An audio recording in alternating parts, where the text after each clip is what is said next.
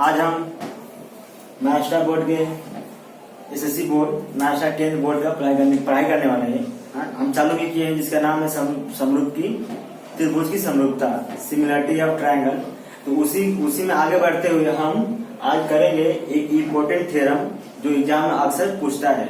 क्या होता है एग्जाम में अक्सर पूछता है, इसका नाम है समरूप त्रिभुज के क्षेत्रफल का प्रमेय। ये 4 मार्क्स का आता है और एग्जाम में बहुत बार आता है, 80% आता है, सेमेस्टर में आएगा, प्रीलिम एग्जाम में आता है। ठीक है, तो चलिए इसको हम प्रूव करते हैं। और समरूप त्रिभुज के क्षेत्रफल का प्रमेय क्या कहता है, इसका मतलब क्या है, तो हम देखते हैं। इसमें लिखा है इसका कथन, प्रमेय कथन दिया है, दो समरूप त्रिभुज यानी 2 समरूप त्रिभुज है के क्षेत्रफल का अनुपात, दो समझिए ये और 2 त्रिभुज है, वो क्या है समरूप है। अब क्या बोले, उनके क्षेत्रफल का अनुपात उनकी संगत भुजाओं, मतलब इसकी संगत भुजा क्या होगी, ये होगी, इसकी संगत भुजा बीसी की क्यूआर हो जाएगी और एसी की संगत भुजा पीआर हो जाएगी।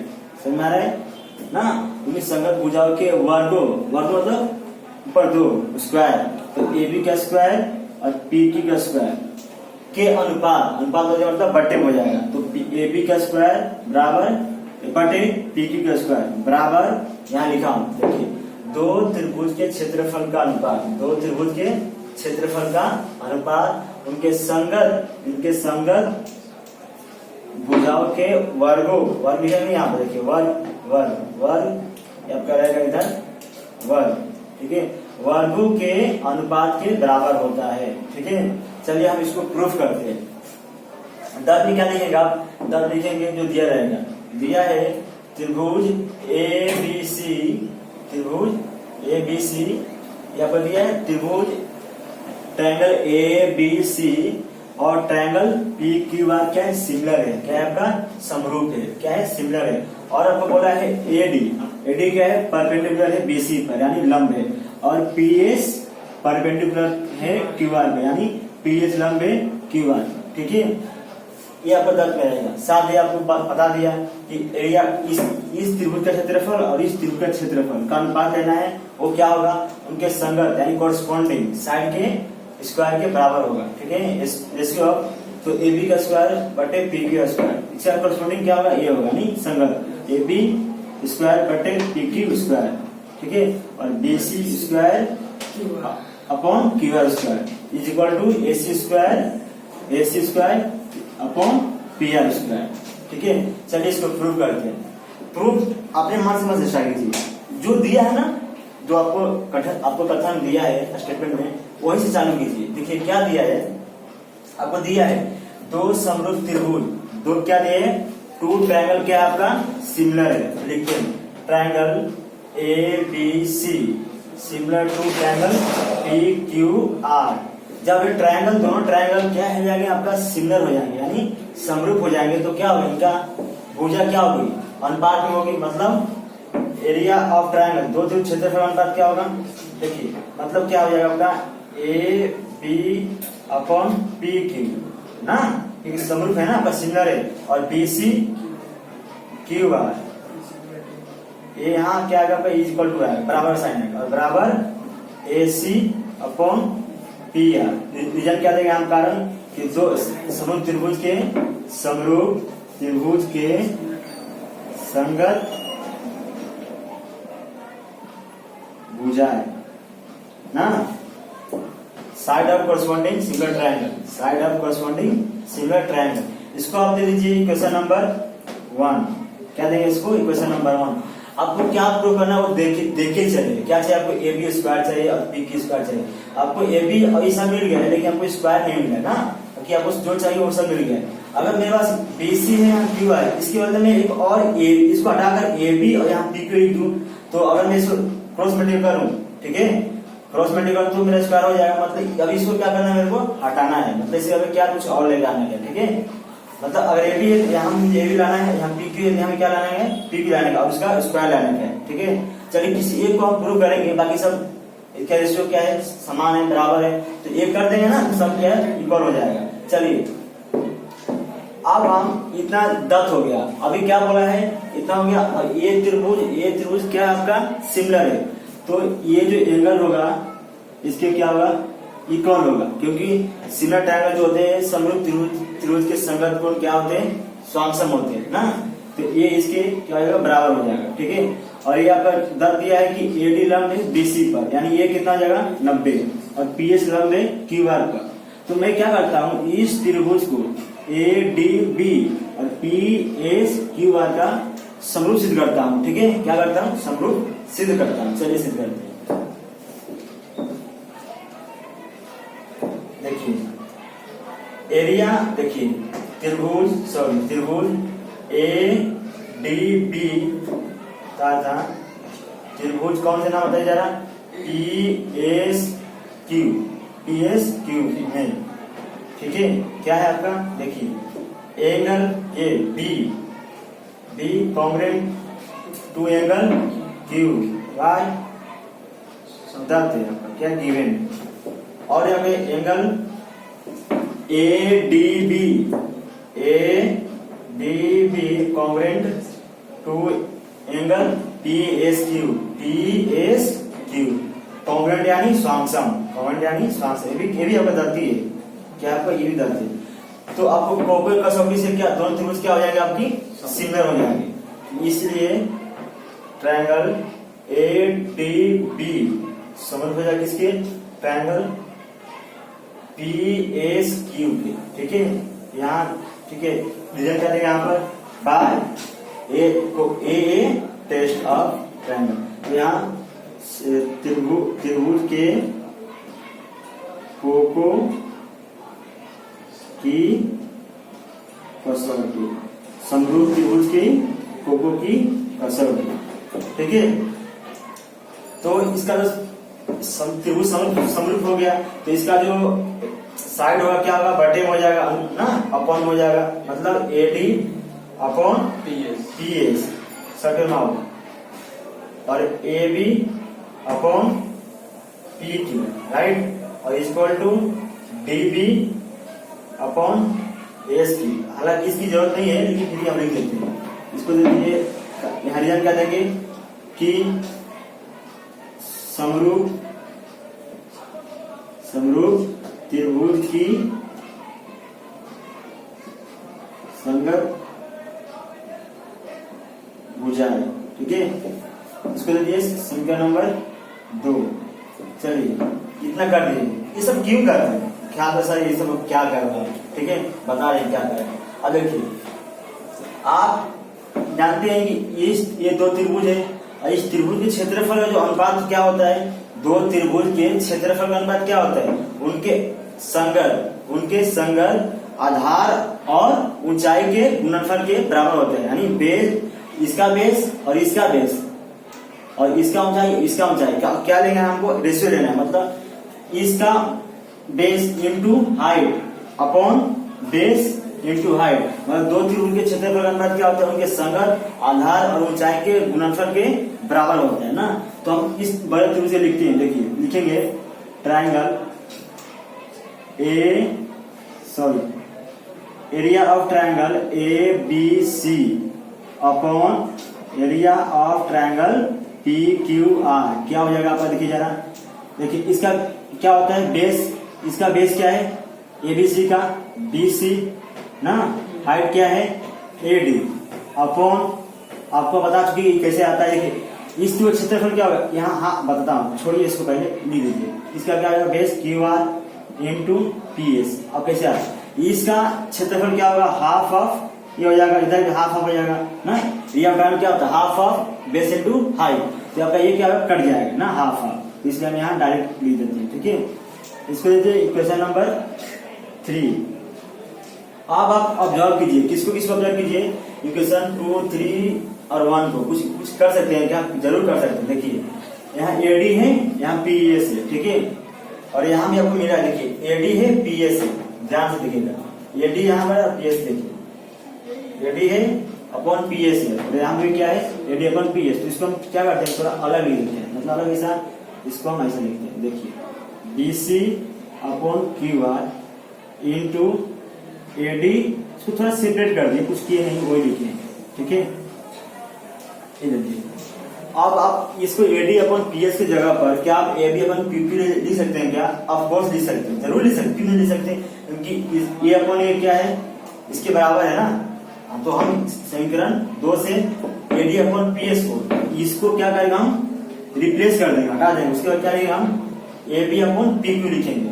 तो इक्वल टू क्या हो जाएगा, B C upon Q R into AD को क्या बोले, क्या लिखिएगा आपको, ए बी अपन पीक्यू लिखिए, A B upon P Q.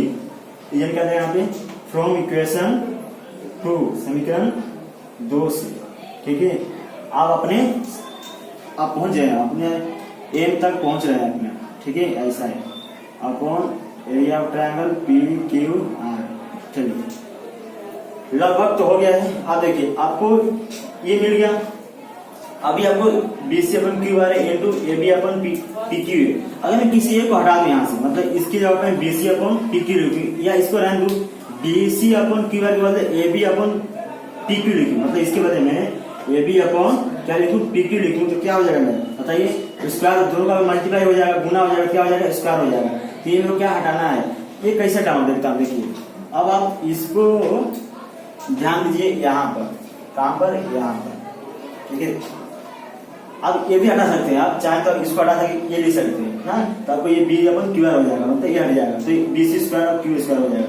लेकिन मैं क्या करता हूँ, B C upon Q are को हटाता हूँ, कहाँ से, यहाँ से समीकरण 1 से। इसके बदले में क्या लिखूंगा, ये लिखूंगा कौन सा, A B upon P Q. क्या लिखूंगा, A B upon P Q. ठीक है, क्यू मल्टीप्लाई करके क्या करना है, स्क्वायर लाना है। इसके बाद क्या लिखेंगे मैं, A B upon P Q.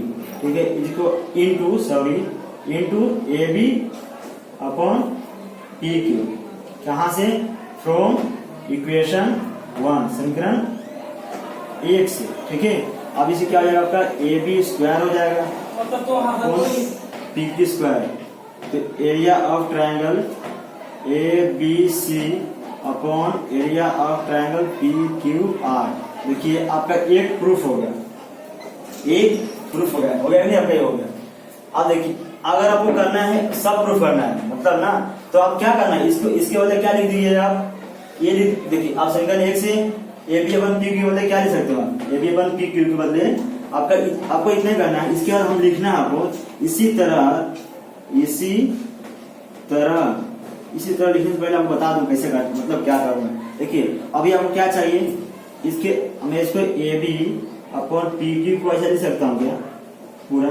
ठीक है, अभी ए बी और पी क्यू के बदले में क्या लिख सकता हूँ, B C upon Q R ना। इसके लिए क्या लिखेंगे हमें, B C upon Q R. ठीक है, और जो ये आपका स्क्वायर है सबको दे दूंगा, मतलब क्या हो जाएगा अभी आपका, देखिए स्क्वायर स्क्वायर, तो आपको क्या आ जाएगा, दूसरा आ जाएगा ना। अभी समझिए ये करना है, क्या करना है आपको, ए सी स्क्वायर अपॉन पी आर करना है। तो ये किसके बराबर है, ए बी किसके, ए बी बराबर है आपका ए सी के। इसके ऊपर क्या लिखेंगे, ए सी, और इसका क्या है, ए बी का स्क्वायर है, स्क्वायर डालेंगे। पी क्यू किधर है, पी क्यू किधर है, ये किसके बराबर है, पी आर के।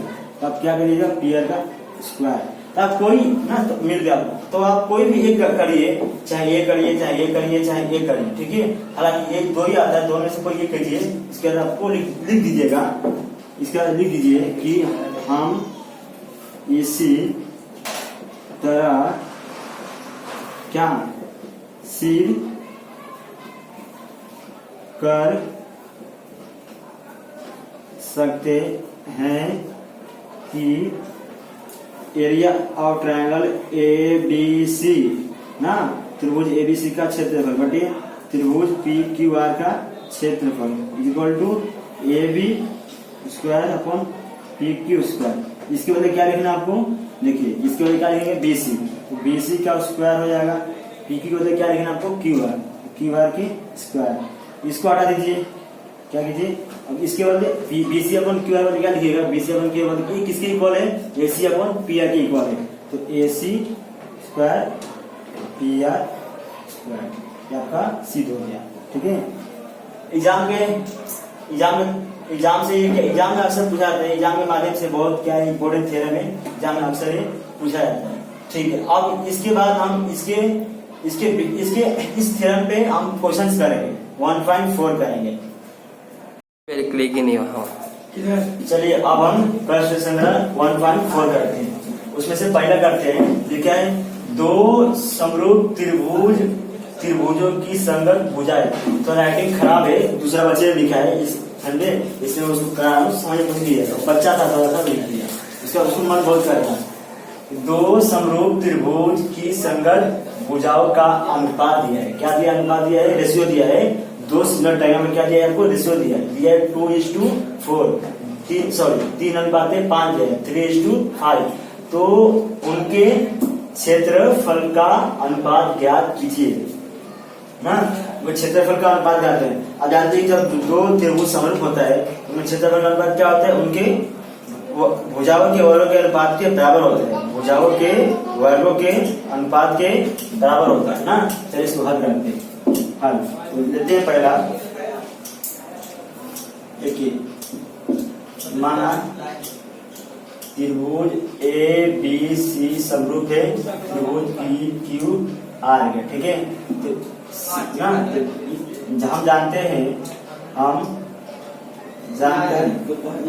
चाहे आप डायरेक्ट लिखिए,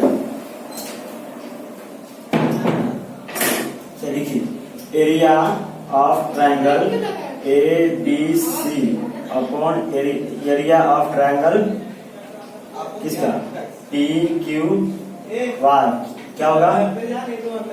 इसका स्क्वायर ए बी का स्क्वायर अपॉन पी क्यू का स्क्वायर। कहां से ये जो लिखा जाए तो वही मैं पहले लिख रहा था, उसको यस कर दिया। समरूप त्रिभुज के क्षेत्रफल का अनुपात ना, ठीक है। आपको देखो, आपको दर्द दिया आपको, ठीक है, ए बी अनुपात यानी दो समरूप त्रिभुज की संगत भुजाएं, मतलब ए बी संग किसी की पी क्यू आर की, और उसका अनुपात कितना दिया है आपको? अनुपात 3:5। इसे देखिए, इसको दो समरूप त्रिभुज का उनकी संगत भुजा क्या होगी? ए बी की संगत भुजा पी क्यू, बी सी की संगत भुजा क्यू आर और ए सी की संगत भुजा पी आर होगी। मैं लेता हूँ कि ए बी है पी क्यू की संगत, ठीक है। ए बी अनुपात पी क्यू कितना है? 3:5। अब इसको बटे में लिख सकता हूँ ना, मतलब तो इसका मतलब क्या है? A B upon P Q ना 3/5, यही है ना आपका, ठीक है। तो आप इसको यहाँ लिख दीजिए 3/5, इसका भी स्क्वायर इसका भी स्क्वायर कितना होगा? 9/25 हो गया ना, यही हो गया। तो यहाँ आ जाएगा area of triangle A B C upon area of triangle P Q R. कितना क्या कौन सा? 9 कितना? 25। लास्ट में क्या रहेगा? अतः दो समरूप त्रिभुज के क्षेत्रफल का अनुपात कितना है? 9:25 है, ठीक है। कितना? तो आंसर हो जाएगा। ये देखिए क्या था क्वेश्चन, किसमें था? आपका शब्द में था, तो आपको आंसर किसमें लिखना पड़ेगा? आपको शब्द में लिखना पड़ेगा। चलिए दूसरा करते हैं। इसमें दिया है निम्नलिखित चौकट पूर्ण करना है। बोला त्रिभुज ए बी सी और समरूप त्रिभुज पी क्यू आर में ए बी अनुपात पी क्यू ना, ए बी अनुपात पी क्यू सेम है। अभी आपको इतना आप लिखे ना, इतना इसमें ऑलरेडी कर दिया है, आपको भरना आपको। अब बोला जो ए बी और क्यू का अनुपात कितना दिया है? 2/3 दिया। तो निम्नलिखित रीति का स्थानों की चौकट पूर्ण कीजिए। देखिए इसका कुछ नहीं करना, देखिए ए बी किसके अनुपात होगा? P Q R. तो अब यहाँ क्या लिखेंगे? पी क्यू ऐसा हो गया खाली जगह, ठीक है। और इसका 2 का स्क्वायर 4 और 3 का स्क्वायर कितना? 9। ये आपका हो गया, बस इतना ही करना था। बस ध्यान देना था कि इसका संगत अनुपात कैसा लेना। बस ए बी का अनुपात संगत भुजा क्या होगा? पी क्यू की ना, तुमको पी क्यू दिया था ना, कितना दिया अनुपात? 3 दिया, तो 2/3, तो इसको हम स्क्वायर कर दिए, ठीक है।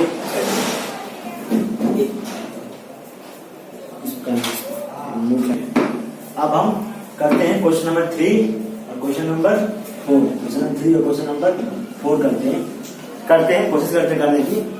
पर ये क्या दिया है? बोला है त्रिभुज एल एम एन, क्या बोला है? ट्रायंगल एल एम एन समरूप है पी क्यू आर के ना, और 9 गुने area of triangle P Q R बराबर 6 गुने area of triangle L M N.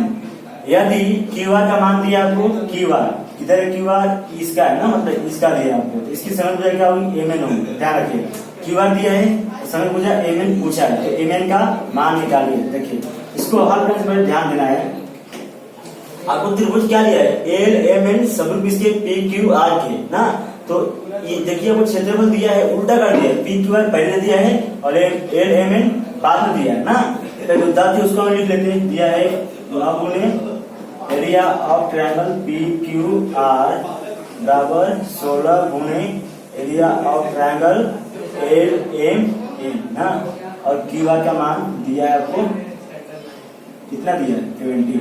पूछा क्या है, एम एन कितना पूछा है, देखिए 10 में जो दिया वही चालू करना, हमको ये दिया है ना, तो मैं चालू करते हैं। क्या दिया है, 9 गुने area of triangle P Q R बराबर 16 गुने एरिया ऑफ ट्रायंगल इसका एल एम एन ना।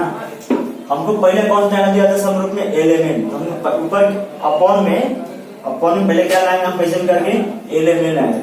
अगर मैं एल एम एन इधर है, इसके ऊपर चाहिए, इसके नीचे क्या चाहिए, पी क्यू आर चाहिए ना, पी क्यू आर चाहिए, तो मैं ये जो पी क्यू आर इधर है, जो पी क्यू आर इधर है वो क्या है, किसमें है, यहाँ किसके साथ है, 9 के साथ, 9 में, और area of triangle P Q are में क्या रिलेशन है, यहाँ पर इंटू का है, इधर जाएगा तो क्या हो जाएगा आपका, डिवाइड हो जाएगा ना, और 16 इधर जाएगा तो क्या हो जाएगा, इधर डिवाइड हो जाएगा, मतलब क्या हो जाएगा, 16 इधर लेता हूँ, 9/16 9/16 बराबर ऊपर का ऊपर जाएगा area of triangle L M N upon, मैं इसको इधर लगे खिलाता हूँ, इसको area of triangle P Q R, तो area of triangle P Q R, ठीक है, ये हो गया, ठीक है, ये आपको हो गया इतना। अभी जो देखिए ये दिया है 9 अनुपात एरिया ऑफ ट्रायंगल, इतना दे दिया। देखिए एक त्रिभुज क्या समरूप है, तो अगर त्रिभुज समरूप है इसको आप दे दीजिए, इसको इक्वेशन नंबर 1 देके रख दीजिए ऐसा, ठीक है, ब्रैकेट में इक्वेशन नंबर 1, ठीक है। देखिए ये त्रिभुज समरूप है, इनका क्षेत्रफल का अनुपात क्या होगा, उनके संगत भुजाओं के वर्ग के अनुपात के बराबर होगा, राइट, ठीक है। तो area of triangle L M N upon area of triangle P Q R क्या होगा, उनके अनुपात दो भुजाओं के वर्गों के अनुपात के बराबर होगा। तो हमको क्या कौन सा भुजा लेना है, देखिए क्यू आर लेना है, क्यू आर किधर है मेरा, इधर है ना क्यू आर, तो उसका क्या कोरस्पॉन्डिंग क्या उसका है, समझ क्या क्यू आर का एम एन, तो क्या होगा एम एन का स्क्वायर अपॉन क्यू आर का स्क्वायर। क्या है ये, कौन सा फल में है आपका, तो आपको यहाँ लिखना पड़ेगा कौन सा फल में है,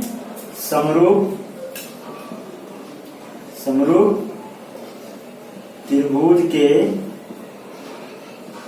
क्षेत्रफल का परिमेय, ठीक है, जो हमने अभी भी करा है पीछे वाला सेक्शन में।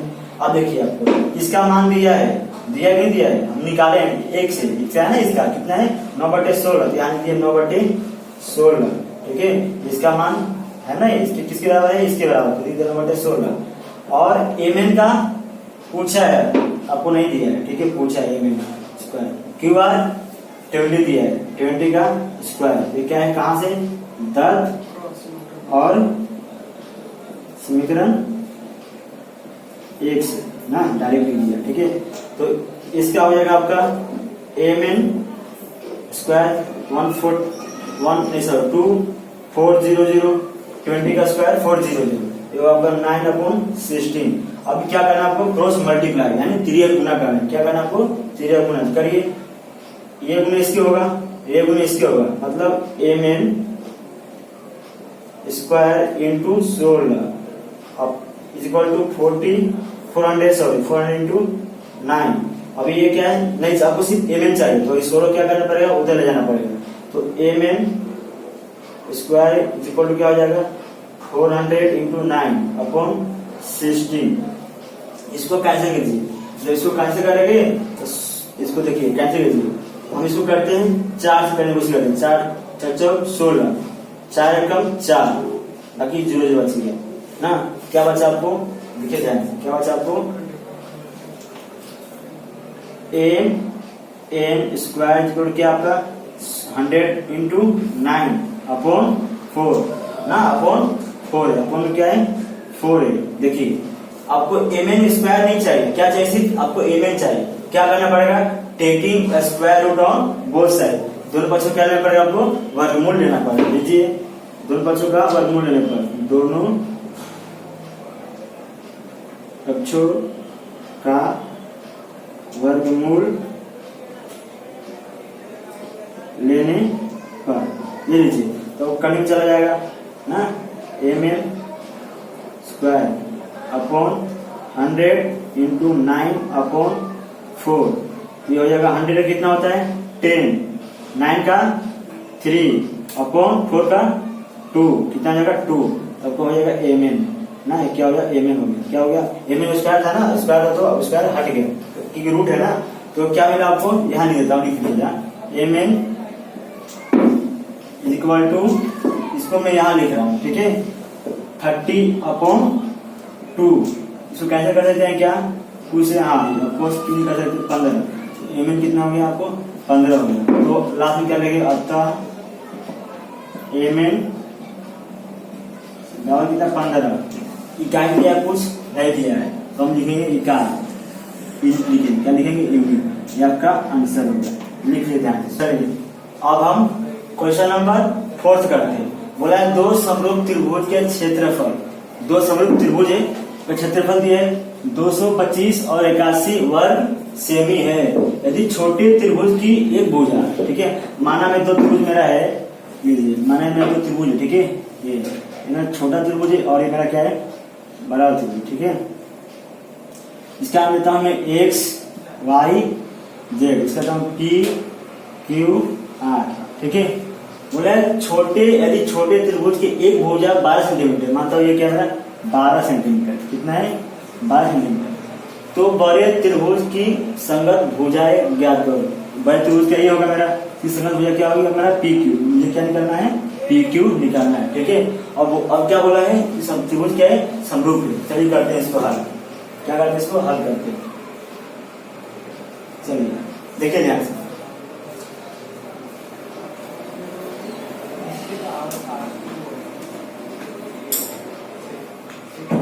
चलिए हम करते हैं दूसरा हल करते हैं। तो देखिए ट्रायंगल एक्स वाई जेड समरूप है ट्रायंगल पी क्यू आर के ना। अब इसके पहले मान लीजिए, माना पहले आप मान लीजिए अच्छे से, क्या करें आप मान लीजिए, माना बड़े त्रिभुज पी क्या है एक्स क्या बड़े त्रिभुज पी क्यू आर की लंबाई कितना पी क्यू तथा छोटे त्रिभुज की, त्रिभुज कौन सा नाम है आपका एक्स वाई जेड की लंबाई कितना है, कितना है क्या एक्स वाई है ना। आपको क्या दिया है, आपको बोला है पी क्यू का आपको निकालना है और एक्स वाई दिया है कितना 12 सेमी ना। आप जानते हैं कि त्रिभुज ए नहीं सॉरी क्या है एक्स वाई ना, एक्स वाई जेड समरूप है किसके ट्रायंगल पी क्यू आर के ना। तो इसलिए area of triangle X Y Z upon area of triangle P Q R कितने आपको किसका चाहिए, आपको एक्स वाई का स्क्वायर अपॉन पी क्यू का स्क्वायर। इधर क्या होगा यहाँ पर समरूप त्रिभुज के क्षेत्रफल का अनुपात, क्षेत्रफल का अनुपात, ठीक है।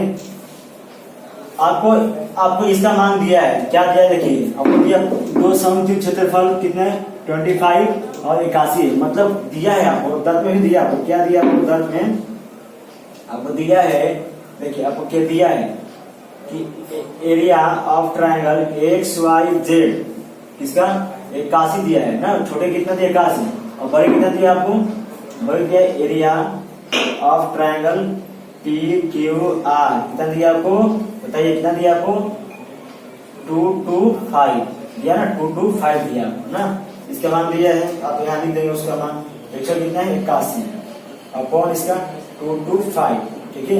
एक्स वाई कितना आपका, X Y 12 square, P Q आपको निकालना है ना, क्या कीजिए इसको तीर गुना कीजिए ना, चाहे एक बार इसको सॉल्व करिए, तीर गुना कीजिए, तो अब तीर गुना कर दीजिए, तो P Q square into 81 upon 12 into 225, तो आपको पी क्यू चाहिए, नंबर नहीं चाहिए, तो आपको उस साइड भेज दिया हमने, अपोजिट साइड भेज दिया 75 कर दिया। अब पी क्यू चाहिए आपको, स्क्वायर नहीं चाहिए, तो क्या करना पड़ेगा, दोनों बच्चों को क्या करना पड़ेगा आपको, स्क्वायर रूट लेना पड़ेगा, दोनों बच्चों को क्या लेना पड़ेगा और मूल ले लीजिए ना, ऐसा कितना इसका स्क्वायर था ना, पहले से स्क्वायर चल रहा है ना, स्क्वायर चल रहा है 12 का स्क्वायर और 225 अपॉन 81, ठीक है।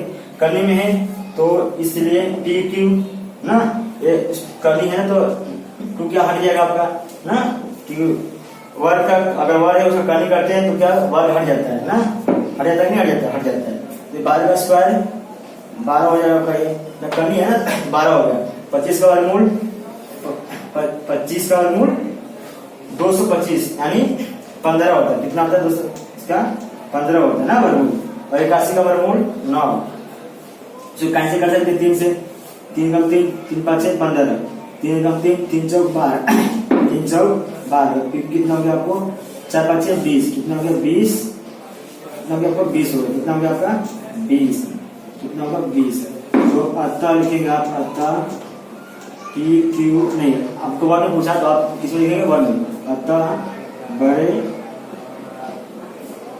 त्रिभुज की लंबाई कितनी होगी 25 सेमी होगी। ये बड़ा जो ये त्रिभुज आपका पी क्यू आर क्या था, बड़ा था ना, इसकी भुजा बढ़ जाना चाहिए, छोटे वाले आगे कंपेयर छोटे वाला, छोटे 12 था इसे इतना 20 है, 8 12 है, अभी आपका हो गया आंसर, ठीक है, तो आपका आंसर। चलिए अब हम करते हैं क्वेश्चन नंबर 6, इसमें दिया है, इसमें आपको दिया है त्रिभुज ए बी सी, समबाहु त्रिभुज है, समबाहु त्रिभुज ए बी सी तथा समबाहु त्रिभुज डी ई एफ में। अब बताइए समबाहु त्रिभुज क्या होता है, समबाहु त्रिभुज का मतलब होता है जिस त्रिभुज के अगर जिस त्रिभुज के सभी भुजाएं क्या हो समान हो और प्रत्येक कोण 60 अंश के हो, उसको क्या बोलते हैं, समबाहु त्रिभुज बोलते हैं। रिपीट करता हूँ, जिस त्रिभुज की सभी भुजाएं समान इक्वल हो और प्रत्येक कोण कितने हो 90 अंश के हो, उसको क्या बोलते हैं, समबाहु त्रिभुज बोलते हैं। और उनका दोनों त्रिभुज के अनुपात दिया है, क्या दिया है, अनुपात दिया है, और बोला है अनुपात कितना दिया है 4:7 दिया है, और ए बी क्या मान दिया है 4, ए बी मान दिया है, मतलब ए बी इधर है, इसकी संगत क्या हो जाएगी डी हो जाएगी, ए बी की संगत क्या होगी डी हो जाएगी ना, तो आपको डी का मान तो पूछा है, वो दीजिए, चलिए करते हैं हल। त्रिभुज समबाहु ए बी सी तथा, तो इसकी लंबाई ज्ञात करें, तो त्रिभुज लंबाई क्या लाना भाई, तो त्रिभुज गाड़ी करता हूं मैं, समरूप है किसके, नहीं एक मिनट, आपको त्रिभुज देखिए, त्रिभुज ए बी सी तथा त्रिभुज डी ई ए क्या है, समबाहु त्रिभुज है। अगर समबाहु त्रिभुज है तो मतलब समबाहु त्रिभुज कौन सा, जिसकी भुजाएं सभी क्या हो समान हो ना, प्रत्येक को 90 अंश हो, तो दोनों क्या है समबाहु त्रिभुज है, मतलब क्या होगा दोनों त्रिभुज क्या हो जाएंगे आपका, ये समरूप हो जाएंगे, क्या हो जाएंगे दोनों त्रिभुज समरूप होंगे, क्यों होंगे कि दोनों क्या है समबाहु त्रिभुज है, तो इसलिए त्रिभुज ए बी सी समरूप होगा इसके त्रिभुज डी ई एफ की, इतना आपको लिखना पड़ेगा ना। तो त्रिभुज समरूप है तो क्या लगेगा आपको, त्रिभुज के क्षेत्रफल का परिमेय लगेगा ना, तो क्या होता है त्रिभुज के क्षेत्रफल का परिमेय, बोलिए जरा, दो त्रिभुज के क्षेत्रफल का परिमेय क्या होता है, ये बोलता है एरिया, दो त्रिभुज क्षेत्रफल का परिमेय बोलता है, कोई दो त्रिभुज लीजिए, ठीक है, क्या लीजिए, कोई दो त्रिभुज लीजिए, उनके क्षेत्रफल का अनुपात देखिए, उसके बराबर क्या होगा, उनके संगत भुजाओं के वर्ग अनुपात के बराबर होता है, संगत भुजाओं के वर्गों के अनुपात के बराबर होता है। ए बी आपको भी चाहिए, ए बी दिया ना, स्क्वायर अपॉन डी ना, स्क्वायर ये दिया, कितना अनुपात दिया आपको 4:7 ना।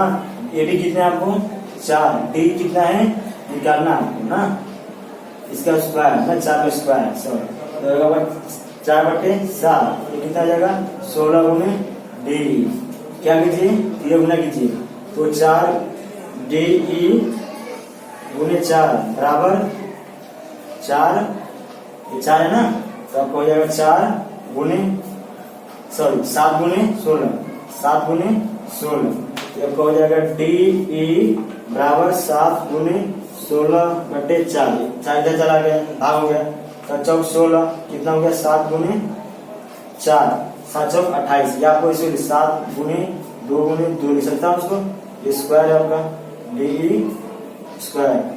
ऐसा मैं गुणनखंड क्यों किया भाई, गुणनखंड क्यों किया, क्योंकि मुझे क्या वर्गमूल लेना है ना, तो मैं वर्गमूल में क्या करूंगा भाई जोड़ी बनाऊंगा, इसलिए डी ई बराबर हो जाएगा आपको, क्या हो जाएगा, क्या किया दोनों पक्षों का वर्गमूल लिया ना, तो दोनों का जोड़ी बनेगा, बाहर आ जाएगा, क्या मिल जाएगा आपको डी ई बराबर, ये स्क्वायर है यहाँ पर ना करनी में, तो स्क्वायर हट जाएगा, स्क्वायर पे करनी रहते हैं तो क्या होता है हट जाते हैं ना, तो स्क्वायर हट जाएगा, डी बराबर हो जाएगा, अभी दोनों का जोड़ी बनाए तो एक जोड़ी बाहर आ जाएगा, 7 का तो होता नहीं, 7 अंदर ही रह जाएगा आपका, ठीक है 7 क्या हो जाएगा अंदर रह जाएगा, तो अतः डी ई बराबर 2 7, 7 इकाई नहीं, मतलब आपको इकाई लिखना पड़ेगा, ये आपको आंसर आप लास्ट में आता करके उसके साथ इकाई लेके आएंगे तो आपको मार्क्स मिलेगा, ठीक है। चलिए इसके बाद हम लास्ट क्वेश्चन करेंगे। चलिए अब हम करते हैं क्वेश्चन नंबर 7, ये लास्ट है, 1.1 से कर रहे थे हम 4 कर रहे थे ना, इसका ये अंतिम है, सही है। चलिए करते हैं, लिखा है आकृति में पी क्यू समांतर है डी, ये समांतर है इसके, मतलब डी एफ क्या हो जाएगी आपकी तिर्यक रेखा हो जाएगी, यानी ट्रांसवर्सल लाइन हो जाएगा, ये इसके मतलब ए और ए कोण क्या हो जाएगा आपका संगत कोण हो जाएगा ना, क्योंकि डी समांतर है इसके पी क्यू के, और डी एफ क्या हो जाएगी संगत कोण हो जाएगी ना, सॉरी डी एफ क्या हो जाएगा आपका तिर्यक रेख हो जाएगा, तिर्यक रेख हो जाएगा, कौन सा डी एफ। यदि त्रिभुज P Q R P Q F होगा, पी क्यू एफ क्या है, यदि त्रिभुज पी क्यू एफ क्या है, पी क्यू एफ का मान दिया है 20 इकाई, और पी एफ का मान दिया आपको, पी एफ दिया है 2 times of D P, P F दिया आपको 2 टाइम्स ऑफ डी पी, ये जो पी एफ है इसका क्या है 2 गुना है ना, तो चतुर्भुज चतुर्भुज डी पी क्यू ई का मान ज्ञात करें, और निम्नलिखित सारणी हमको क्या करना पूर्ण करना है ना, ये हल किया हुआ है, उसी को भरना है ब्रैकेट। देखिए ये इसके कोण बराबर होगा, देखिए ये कोण और ये कोण क्या हो जाएंगे संगत कोण ना, तो आपका एक क्या मिल गया, और ये कोण क्या हो जाएगा आपके, देखिए अब मैं जाता हूँ त्रिभुज, 2 त्रिभुज लेता हूँ मैं, तो एफ डी ई और त्रिभुज ए पी क्यू में एक दोनों आ रहा है, और ये इसके कोण है, तो दोनों त्रिभुज क्या हो जाएगा, तो त्रिभुज कौन से त्रिभुज देखिए पहले आप तो त्रिभुज एफ डी ई और त्रिभुज ए पी क्यू क्या हो समरूप हो जाएंगे, क्या हो जाएंगे समरूप, कौन से कसौटी से, कोगो की कसौटी से ना, ये सब हो जाएगा, आपको माइंड में सब चल रहा होगा ना, ठीक है। सॉल्व किया है, बोला है या हम क्या हमको निकालना क्या है, इसका क्षेत्रफल निकालना ना, पहले हम क्या करेंगे बड़े त्रिभुज का क्षेत्रफल निकालेंगे, किसका बड़े त्रिभुज का नाम क्या आपका एफ डी ई, छोटे में से घटा देंगे, अगर बड़े का निकाल दिया मान लिया 20 आया, छोटे का आया मेरा ये 5, ये क्या हो जाएगा आपका 15 हो जाएगा ना, तो बड़े से क्या करेंगे हम इस त्रिभुज का मान करेंगे तो क्या मिल जाएगा आपका चतुर्भुज का मान मिल जाएगा। देखिए हल किया है, देखिए डी एफ इधर डी एफ ने पी एफ दिया है, कितना दिया P F 2 times of D P ना, तो ये ना, तो चतुर्भुज पी क्यू एफ दिया है कितना 20 वर्ग का है, और पी एफ दिया है 2 टाइम्स ऑफ डी पी, और मान हल कर रहा है आपको दिया है सवाल करके, माना डी पी कितना है 1 से, मान ली डी पी क्या है 1 से, तो पी एफ कितना हो जाएगा आपका 2x हो जाएगा ना, इसकी जगह पे क्या किया हम क्या किए x लिख दिए ना, तो पी एफ कितना हो गया आपका 2x होगा, तो आपका डी एफ क्या होगा, डी एफ जोड़ देंगे D P plus P F, DP plus P F ना। आपका डीपी क्या है, डीपी कितना लिया हम एक्स लिए ना, अब पी एफ कितना निकाला है आप 2x ना, अब दोनों जोड़े कितना हो जाएगा आपका 3x हो जाएगा, कितना हो जाएगा 3x ना। अब क्या किया है, त्रिभुज एफ डी ई तथा त्रिभुज ए पी क्यू में, एफ डी ई और ए पी क्यू में देखिए कौन F D E, F D किधर है, एफ डी ई देखिए आप ये, और कौन एफ डी ई और ए पी क्यू क्या है, संगत कोण है। तो एफ डी ई के बराबर होगा, एफ डी के एफ कौन एफ पी क्यू, क्या होगा एफ पी क्यू, ये क्या है संगत कोण। और कौन एफ ई डी, इधर F E D, F E D और ये भी क्या हो, ये भी आपका संगत कोण हो जाएगा ना। ठीक है भाई, ये भी लेते संगत कोण, ये भी होगा आपका समान कोण होगा, लेकिन ये दिया शायद क्या यहाँ दिया, एफ ई डी दिया है, इसका संगत कोण तो ये होगा ना F Q P, F Q P, F Q P, यही होगा ना संगत कोण। तो कोई कसौटी से त्रिभुज क्या हो गया, समरूप हो गया ना। तो त्रिभुज समरूप हो गया, क्योंकि क्षेत्रफल का अनुपात क्या होगा, अगर दो त्रिभुज समरूप आता है तो उनके क्षेत्रफल का अनुपात क्या होता है, उनके वर्गों के उनका भुजाओं के वर्गों के अनुपात के बराबर होता है, उनके भुजाओं के वर्गों के अनुपात के बराबर होता है। ठीक है, तो अभी त्रिभुज एफ डी ई का क्षेत्रफल बटे त्रिभुज ए पी क्यू का क्षेत्रफल। ठीक है, अभी हम किसका कर रहे हैं, अभी किसका मान दिया है, पी एफ का। तो पी एफ किधर है इसमें, पी एफ इधर है ना, पी एफ और एफ डी यहाँ पर। तो आपको एफ डी अपने निकाले हुआ, मैं देखिए जरा निकालेंगे क्या, F D F D F D F D, F D कितने मिला आपको 3x मिला, कितना मिला आपको 3x, यहाँ क्या लिखेगा 3x, क्या होता है उस पूरे का क्या होता है, स्क्वायर होता है ना, क्या होते हैं स्क्वायर होता है, सही। और यहाँ पे F P Q, F D का क्या है आपका संगत भुजा एफ पी है, क्या है एफ पी, एफ पी आपको पता होगा, एफ पी कितने निकाले आप, एफ पी कितना हो जाएगा, एफ पी कितना आपका 2x है, एफ पी कितना आपका 2x है, एफ पी कितना है 2x है, ये कितना है 2x का स्क्वायर ना, क्या होता है स्क्वायर होता है ना। तो अगर दो त्रिभुज समरूप है, उनके क्षेत्रफल का अनुपात उनके संगत भुजाओं के वर्गों के अनुपात के बराबर होता है। तो लिख दिया, इसको ऐसे लिख दिया। अभी 9 का स्क्वायर देखिए, 9 ये 1 से 1 कट गया, 3 का स्क्वायर 9, 2 का स्क्वायर 4 हो गया ना। तो इस त्रिभुज में क्षेत्रफल का अनुपात कितना है, 9 अनुपात 4 है, हमारे यही यानी क्या ना। ठीक है, अभी क्या किया है, इसको यही नहीं दिया है, इसको क्या है तिरिय गुना कर दो, मतलब इसको उठाकर क्या इधर गुना कर दिया ना, ये भाग में इधर क्या है गुना जाएगा, तो यहाँ लिखा है क्या किया तिरिय गुना किया। इसमें इसको ये बराबर है ना, तो ये गुने ये होगा और ये गुने ये होगा, तो इसको गुना नहीं किया, इसको उधर रह दिया, इसको क्या किया इसमें गुना किया है 9/4, तो 9/4 गुने क्या हो जाएगा ट्रायंगल एफ डी क्यू ना। ठीक है, क्यों किया है, क्योंकि एफ डी क्यू का मान दिया है, एफ पी क्यू का मान किया, sorry F D Q, F D बोल दिया, सॉरी एफ पी क्यू दिया, नहीं दिया आपको एफ पी क्यू एफ, यानी एफ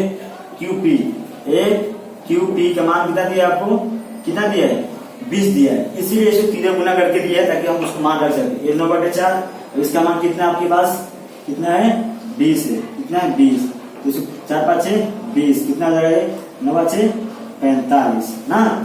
अब देखिए एफ डी किधर, एफ डी ई बड़े त्रिभुज क्षेत्र कितना मिल गया, इतना क्या होगा वर्ग इकाई मिलेगा, कितना वर्ग इकाई ना, वर्ग इकाई मिल गया आपको। ठीक है, तो बड़े त्रिभुज में से छोटा घटाना है, मैं पहले बोला था, छोटे का दिया है कितना दिया है 20 दिया है, बड़े कितना दिया है निकाले हम 45, यहाँ लिखे 45, तभी तो मिलेगा ना चतुर्भुज।